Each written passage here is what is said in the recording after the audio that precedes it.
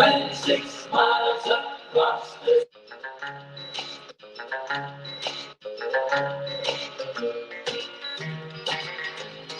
26. That's from the fucking speaker. I can't get at it.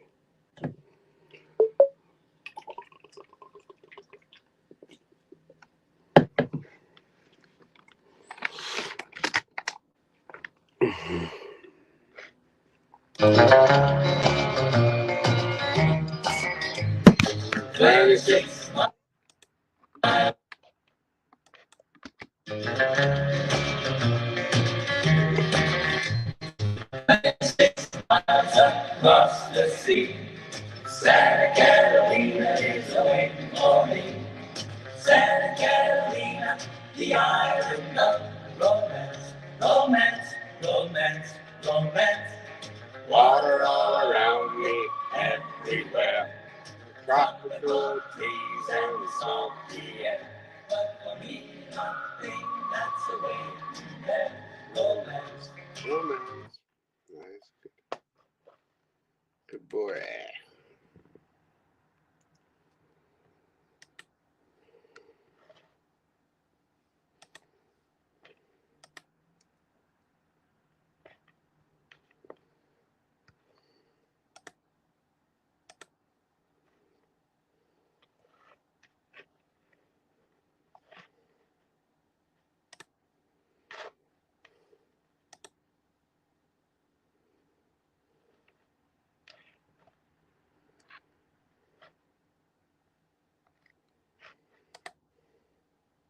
Now I know you felt it. I touched her there, she melted. We shouldn't chill, but we do it still. Gotta play the hand.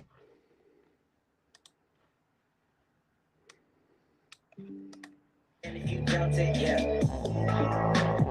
She said she can't feel her face.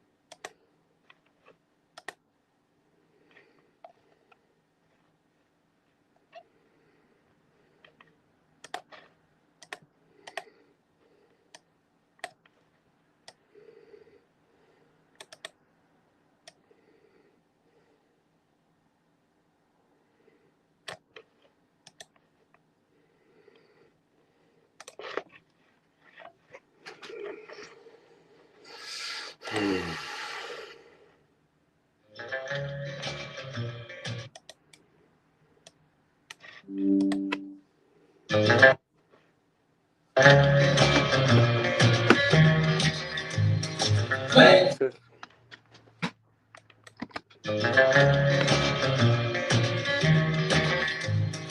26 miles across the sea, Santa Catalina is waiting for me. Santa Catalina, the island of romance, romance, romance, romance. Water all around me, everywhere. Tropical trees and salt.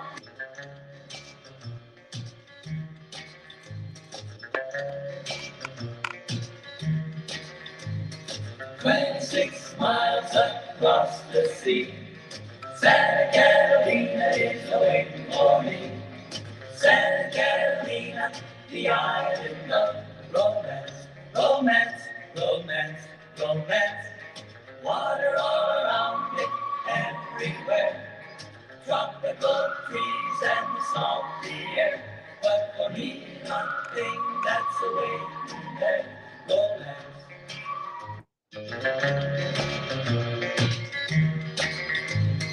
26 miles across the sea, Santa Catalina is waiting for me. Santa Catalina, The island of romance, romance, romance.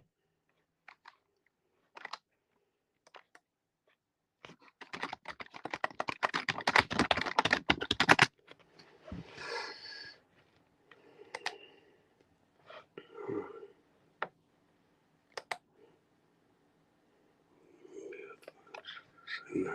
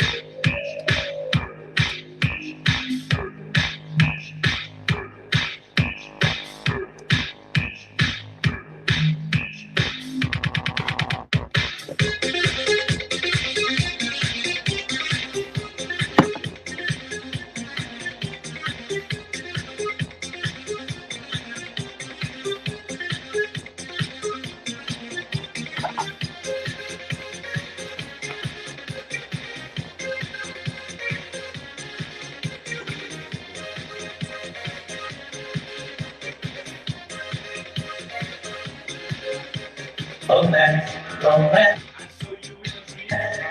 Water all around, everywhere. Tropical breeze and salty air. But for me, nothing, that's the way. Yes, romance.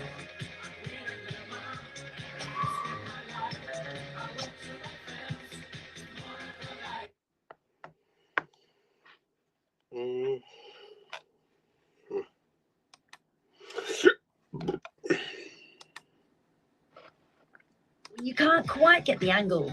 Take hands-free selfies with the Samsung Galaxy Z Flip 5. Stand it up, step back, and your photos are auto-synced to your Chromebook, ready to edit.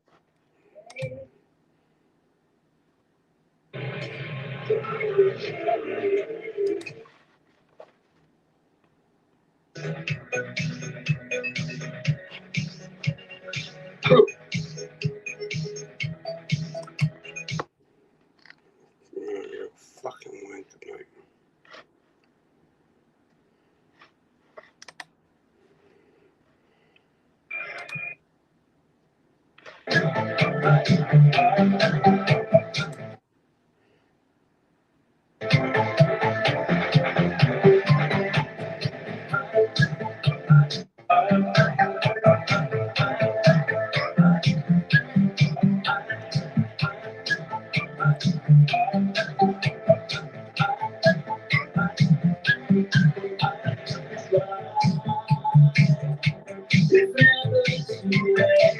I look fucking mental.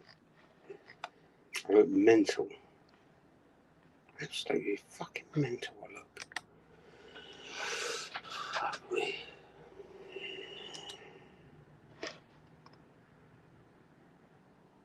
No, that was nice of them.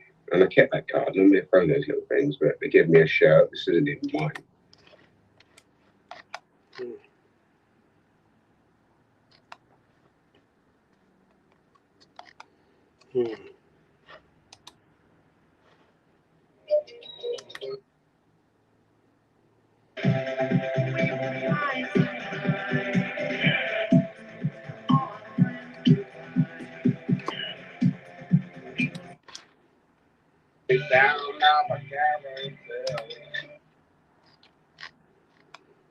Stay with you, you cunt.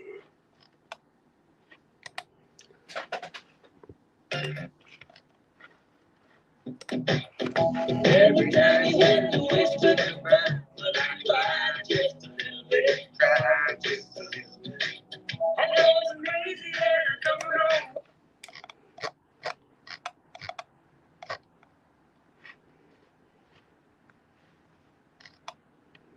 Within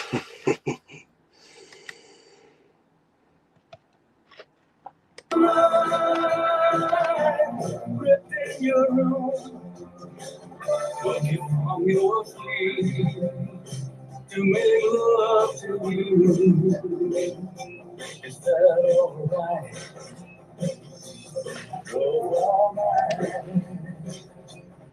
I can stay a bit.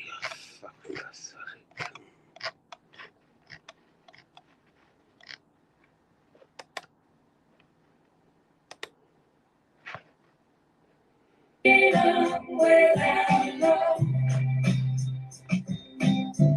Standing in silence, holding you in my Fucking waster.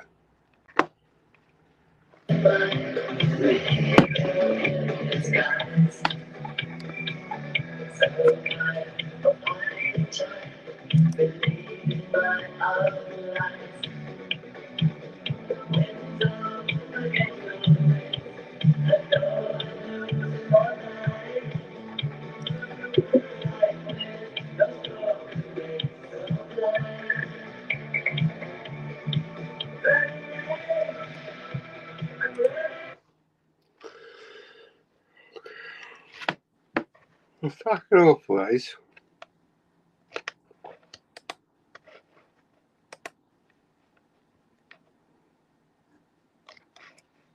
You okay?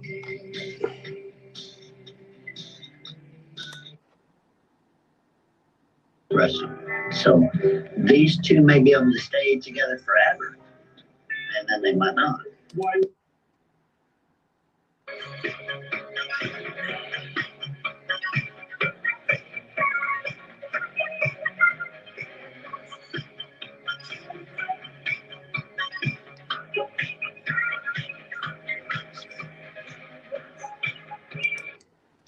Fucking wonderful.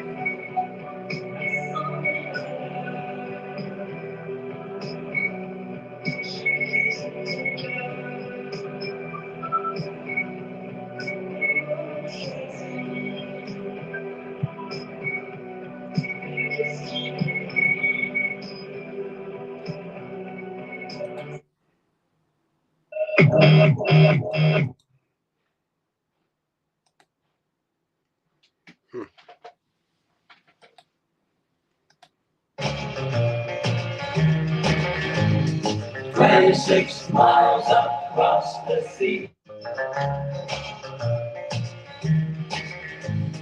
26 miles across the sea, Santa Catalina is waiting for me. Santa Catalina, the island of romance, romance, romance, romance. Water all around me, everywhere. Tropical trees and salty air. But for me, the thing that's waiting there, romance.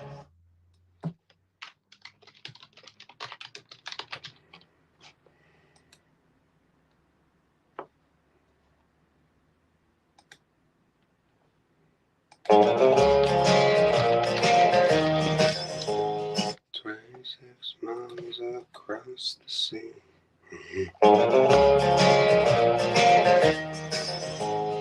26 miles across the sea, Santa Catalina is waiting for me. Santa Catalina, the island of romance, romance, romance.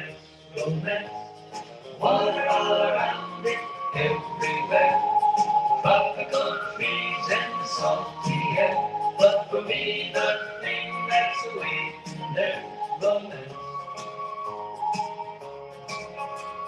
It seems so distant, 26 miles away, resting in the waters of me.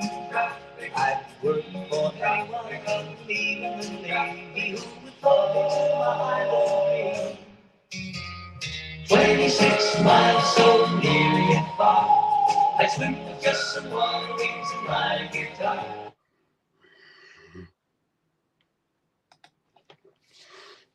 Hey everybody, welcome to my channel. This is Deep Cuts Reactions and my name's Greg. And as kind of an example of how I've... Hey everybody, welcome to my channel. They're off the coast of Los Angeles, and I'm thinking of course, Santa Catalina, and it enters my brain, and all of a sudden I've got this stupid song going all around my brain. So I figured, okay, well, I've got the refrain going. I'll just go ahead and listen to it. So this is from 1958, and it was a big hit in '58. So I think we can safely play it. But it's 26 Miles by the Four Preps, which is, I don't know, to me such a weird name because I was so that whole thing was my antithesis, the preppy attitude and stuff back when I was young. So anyway, let's go ahead and listen to this. 26 Miles by the Four Preps. 26 miles across the sea, Santa Catalina is awaiting for me. Santa Catalina, the island of romance, romance, romance, romance. Water all around it, everywhere. Tropical trees and salty air. But for me, the thing that's awaiting there, romance. It seems so distant, 26 miles away, resting in the waters of me. I'd work for anyone, even the Navy, who would fall behind on me. 26 miles so near yet far, I swim with just some water wings and my guitar. I could leave the wings, but I'll leave the guitar. For romance, romance, romance, romance. 26 miles across the sea, Santa Catalina is waiting for me.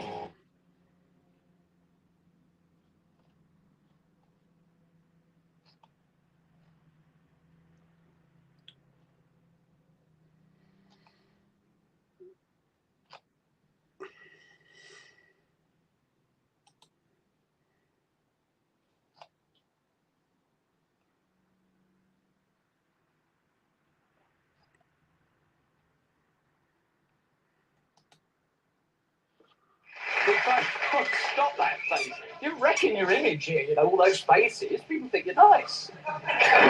What do you say? He said you look like a test card. Oh, he gets it, don't forget it. Did you really say that? No, he didn't. Come on, translate properly. He said the British public would never gunge an animal. Right. Okay. So, if you just like...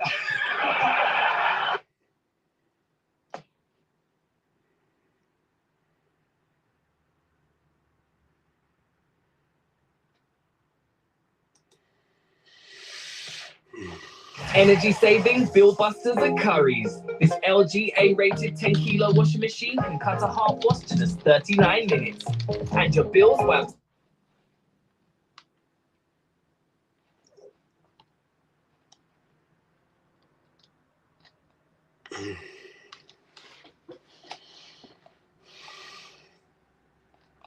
It's fucking fancy.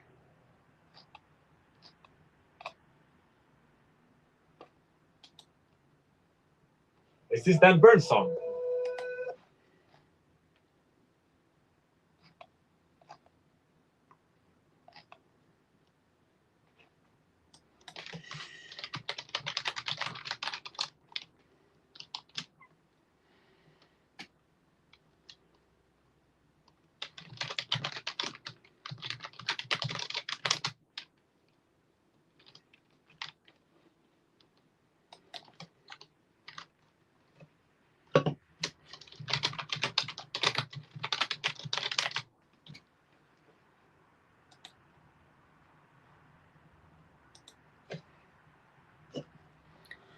Hi, welcome back. To be like lovely keyboards on this lovely deep kind of sit.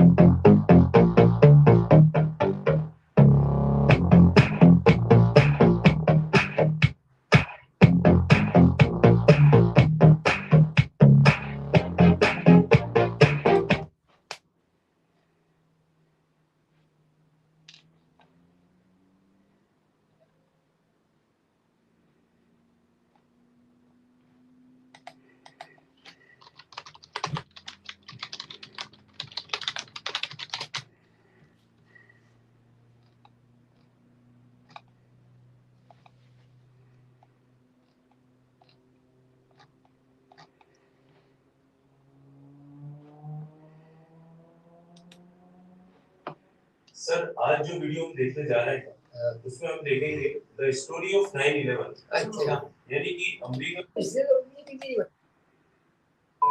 A huge explosion now raining debris on all of us.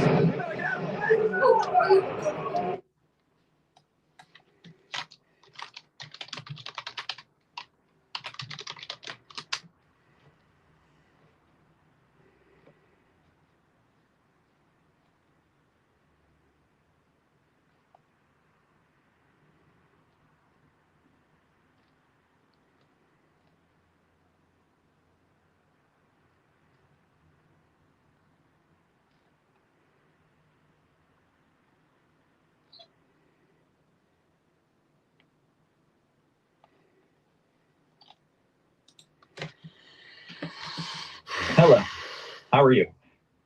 So I saw this video pop up. British SAS soldiers versus to see how they compare. Like the SAS, would take on special missions much of the time in very hostile environments. They also act under a veil of secrecy and are sometimes referred to as America's secret warriors. If both these units are so secretive, then... I mean, normally I think of the SEALs as being mostly like water, the Navy SEALs, but yeah.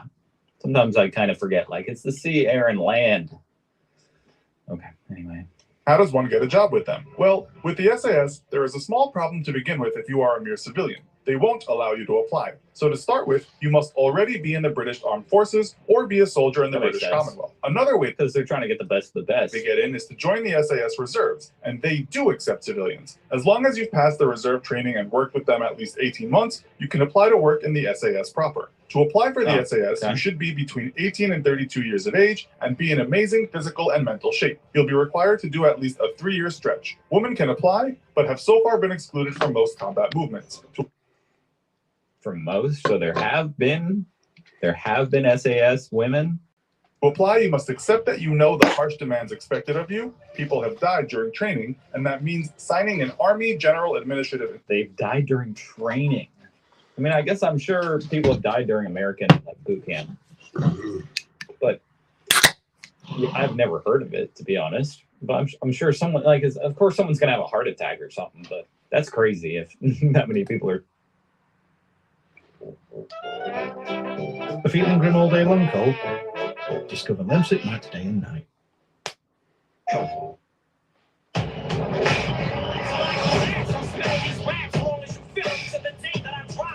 Hey y'all, welcome to the channel. Today we're checking areas in which the United Kingdom totally triumphs over the United States. All right. All right, let's get this out of the way.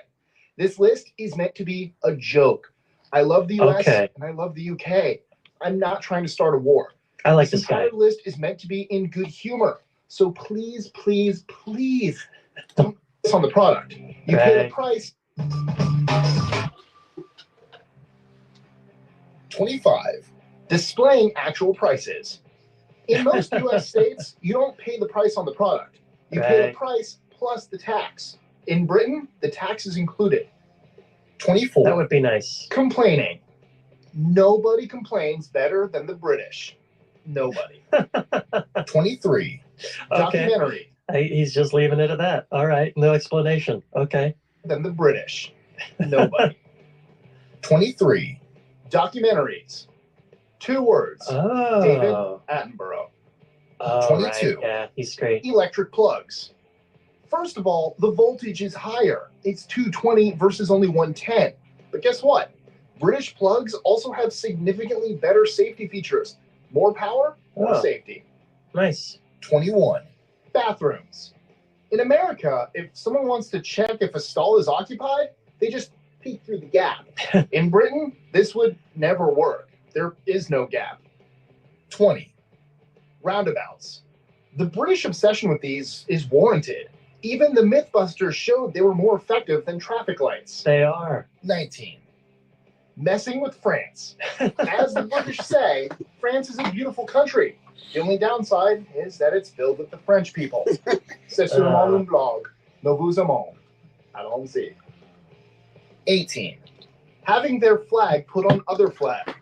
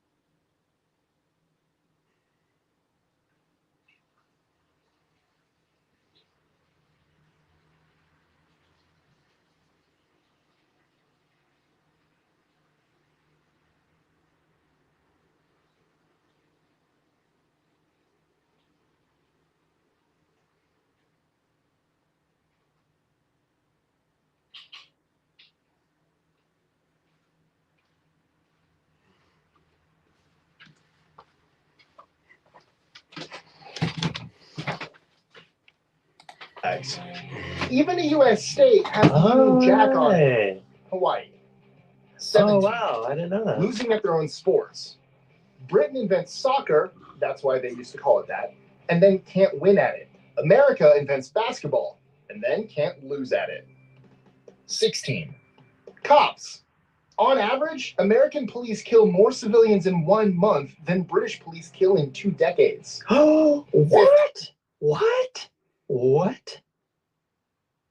American cops kill more people in 2 months? Wait, I gotta hear that again. 16. Cops. On average, American police kill more civilians in 1 month than British police kill in 2 decades. We kill more people in 1 month than the British police kill in 20 years. I'm sure that all comes down to guns, you know? Guns, guns, guns. 15. Electing third-party candidates. Okay, it's not like this happens regularly, but it definitely happens more than never. And that is exactly how often it happens in the US. Yeah, we need that more often. I gotta think it would help, right? More competition, more specific on different policies. Let's do it. We've gotten close. We've gotten close. 14. Date format.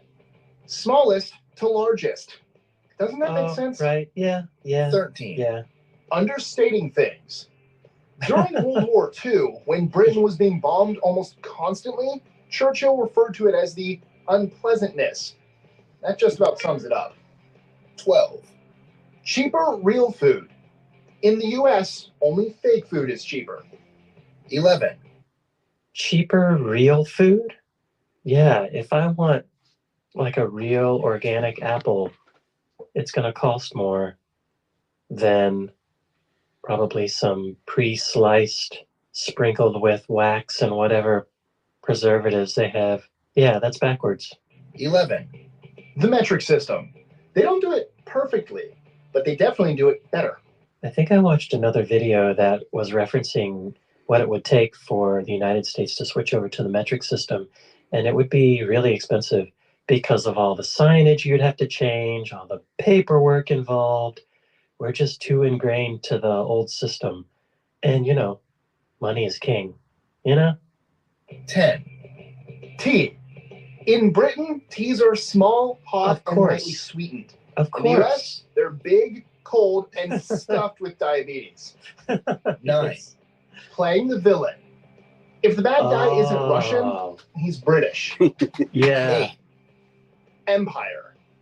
Even today, the Queen is still the head of state in 15 different countries. No. There's a glass and a half in everyone. 7. Really? Rolling cheese. Only in Britain will you find a bunch of people chasing cheese down a hill. Cooper's Hill cheese rolling and wake. I did a video about that, and it was really eye-opening. I think something that they said in the video is that no one knows exactly how the tradition started, which is pretty fascinating because they still do it. They don't know why they do it, but they're so dedicated to tradition that they still do it. Amazing. 6. NHS. In the US, people declare bankruptcy because of hospital visits. Yes. In the UK, you don't. As a note, the NHS is paid for by taxes, but even then, the US spends over $8,000 per person every year for healthcare, while in the UK, it's only around $3,000. I don't even want to get started on healthcare. I feel like I talked about it in another video. Totally f***ed up here. 5. Marketing. Or rather, the lack of it. In America, they actually stop live sporting events for the sake of adverts. Yes. And let's not get started on infomercials or medication advertisements. I'm also an audio engineer, and many years ago, I worked on an album with the Indigo Girls, and a couple of people in their band, the bass player and the keyboard player, they were both British. And I remember coming into the studio one day, and they were talking, and, just chatting. The bass player and keyboard player had driven down to Florida just to check it out. Of all the things that they could have noticed, the main thing that they kept talking about was all of the billboards along the highways. They could not believe how many billboards were along the highways. For me, it was normal. That's just how it is growing up here. You see billboards along the highways, but apparently that's not really a thing in Britain. It would be nice to get rid of those billboards and just see trees. I think that would be a little bit nicer. But again, money is king. 4. Keeping calm. Just check the news coverage of Ebola. In the US, you would think the world was ending. In the UK, it was just another news story. Yeah, I think I mentioned it on one of these videos before, but that Peter Jackson documentary about the British trick. 3. It's how the government collects taxes, and it's incredibly convenient. As an employee, you don't have to fill out a single form, ever. In the US, the IRS could implement this system as well, but the tax industry is a huge lobby, so don't expect to stop filling out W-2 forms or 1099 forms anytime soon. It makes me so angry. Even paying our taxes, there's a middleman. We could do it, but once again.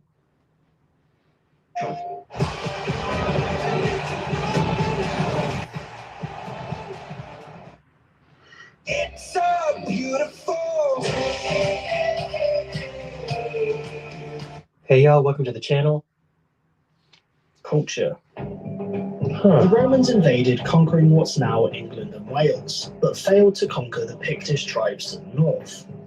The Romans launched several campaigns into this land they called Caledonia. However, their fortifications were soon overrun and abandoned, and they retreated to Hadrian's Wall. Their conquered lands were incorporated into the Roman Empire, becoming the province of Britannia.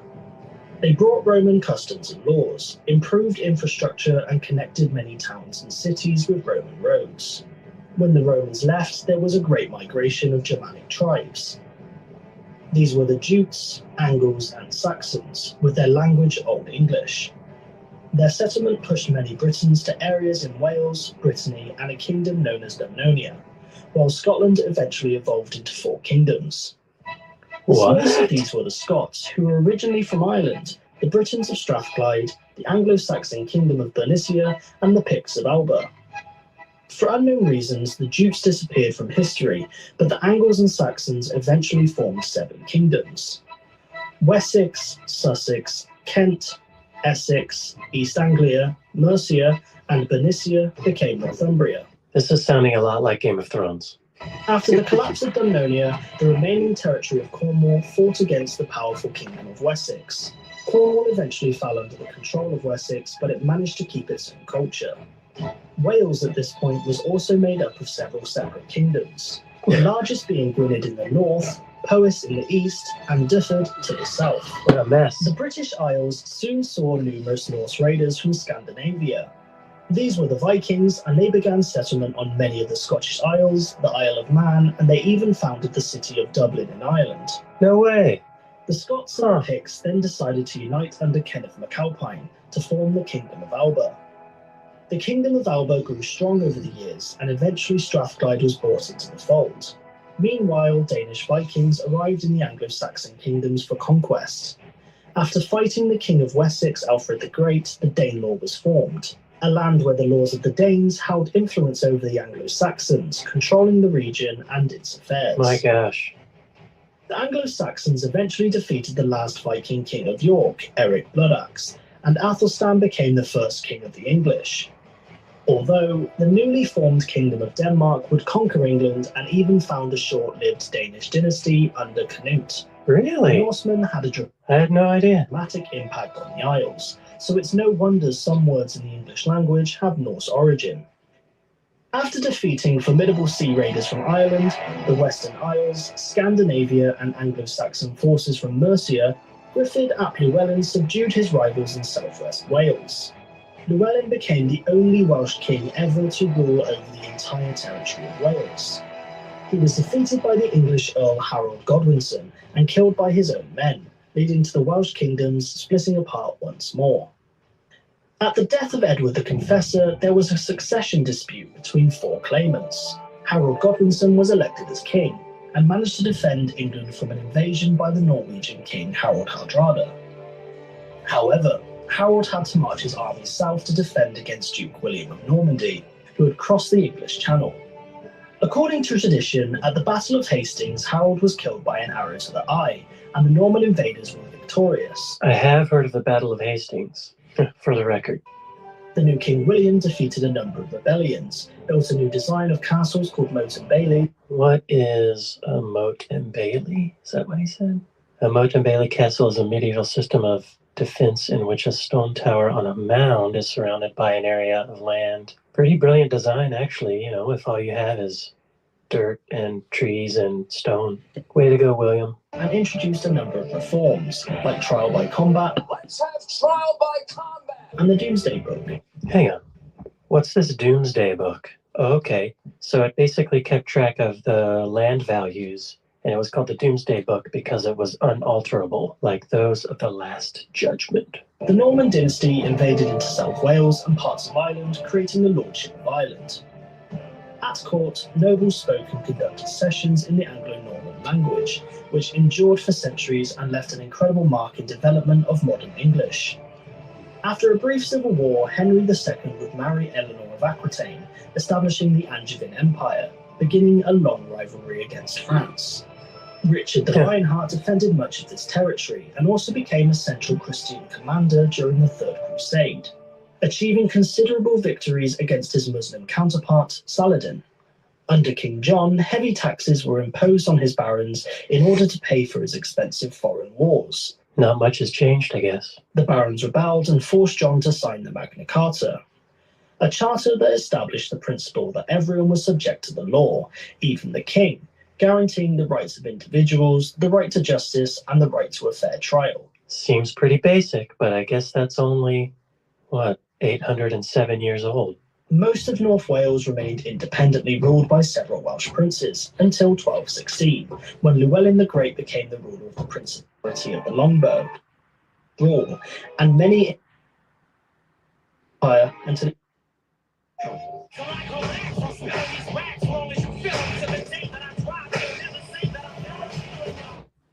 it was fully abolished in 1830. Economic crisis Panama? in the 1690s. Hold on. Panama was a Scottish colony? What? That sounds so bizarre. Oh, King George III ordered heavy taxes be placed on the 13 colonies. Here it comes. This, among other reasons, culminated into the American War of Independence, and with financial help from France and Spain, the Americans were victorious. The East India Company, which was founded by Elizabeth I, had grown rapidly, and even operated its own military and controlled a sizable amount of territory. The company had set up fortified warehouses where they traded with many Indian rulers. The East India Company had employed many Indian soldiers known as sepoys, who were under the command of British soldiers. These sepoys grew increasingly unhappy, and a revolt soon occurred, yet it quickly failed due to a lack of unity between Indians. After the rebellion, the British government took direct control, with Queen Victoria being declared Empress, French Emperor Napoleon Bonaparte. That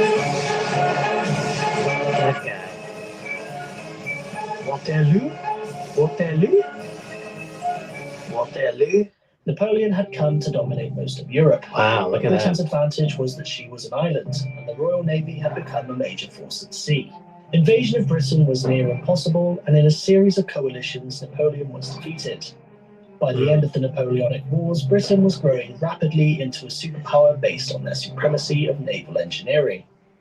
Furthermore, in Ireland, the Great Famine struck, a disease killing potato plants. Right, I've heard of that. Ireland, which had merged with Britain, relied heavily on this crop for food.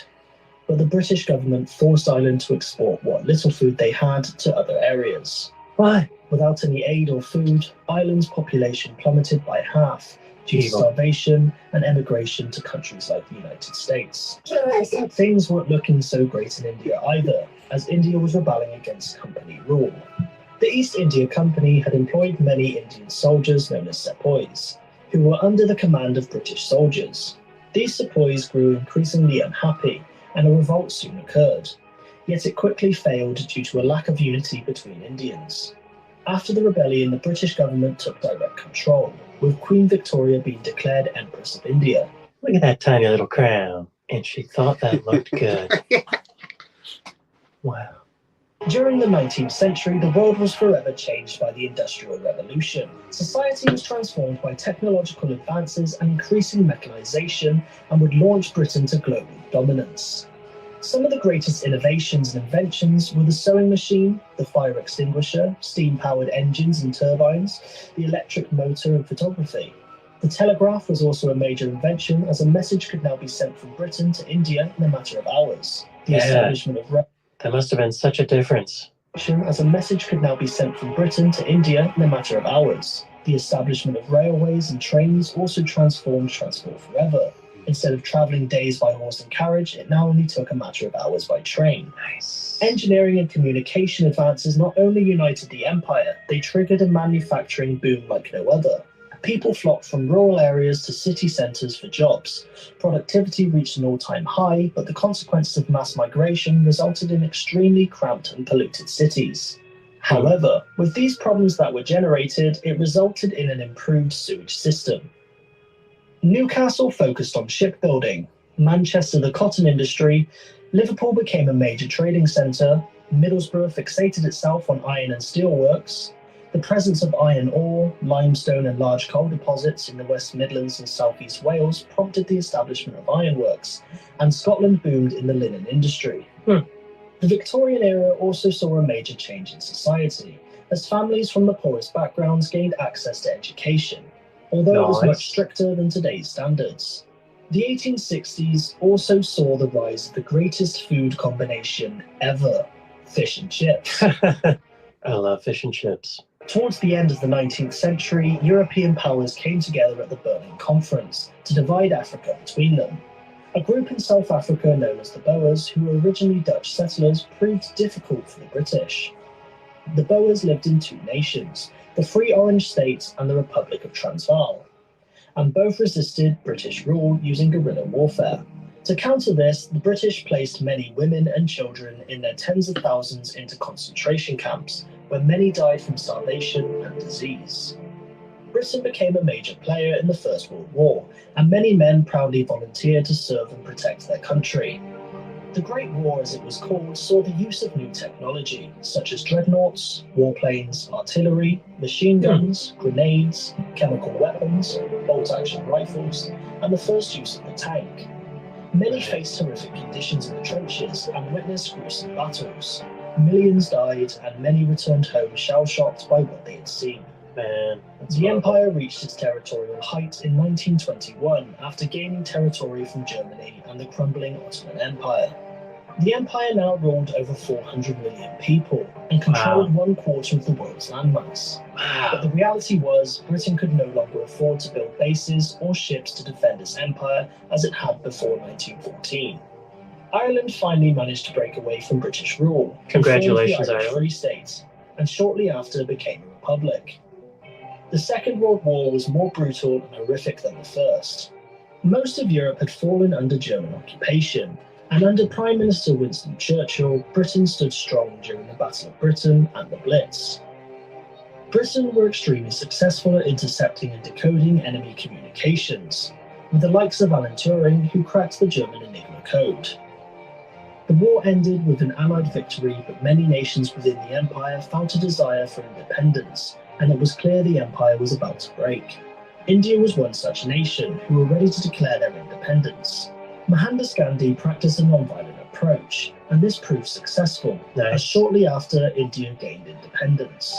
Congrats, India. The Commonwealth of Nations was formed to improve relations and economic ties with former colonies. This still remains today, with 53 members united by language, history, culture, and shared values of democracy. Cool. The British Empire officially ended with Hong Kong, Britain's last colony, being handed over to China in 1997.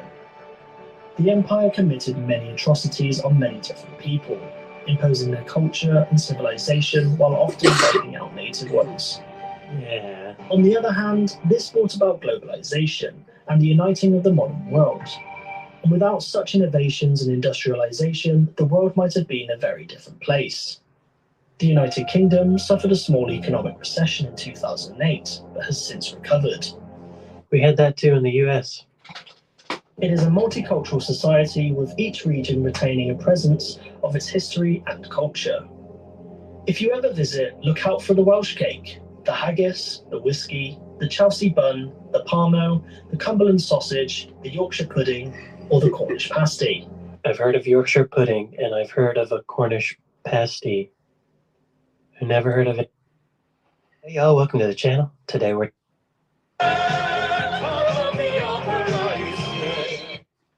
Some of our other talents are vastly underappreciated. For this list, we're ditching our stereotypical modesty for just a few short minutes to take a look at our strongest specialties.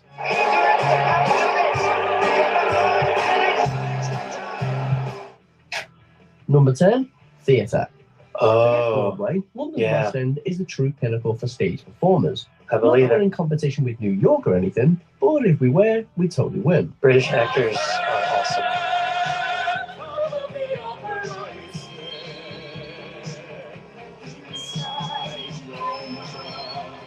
Boasting mainstay productions of shows like the most watched musical in the world, The Phantom of the Opera, plus The Wizard of Oz retelling Wicked, and even the Michael Jackson musical Thriller, Les Mis has run continuously since 1985, plus Harry Potter and the Cursed Child ran for almost 2 years Not to before mention NYC Shakespeare. even got a look in.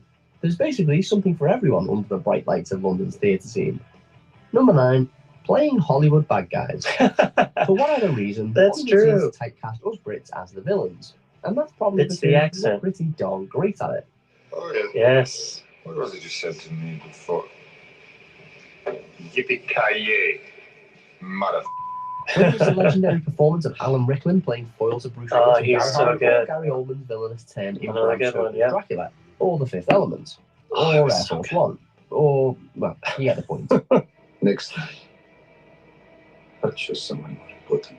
Clearly no one nails an ominous, threatening, or iconic antagonist better than the wrath of gargantuan actors hailing from these shores. Agreed. Therefore, since I cannot prove a lover, I'm determined to prove a villain.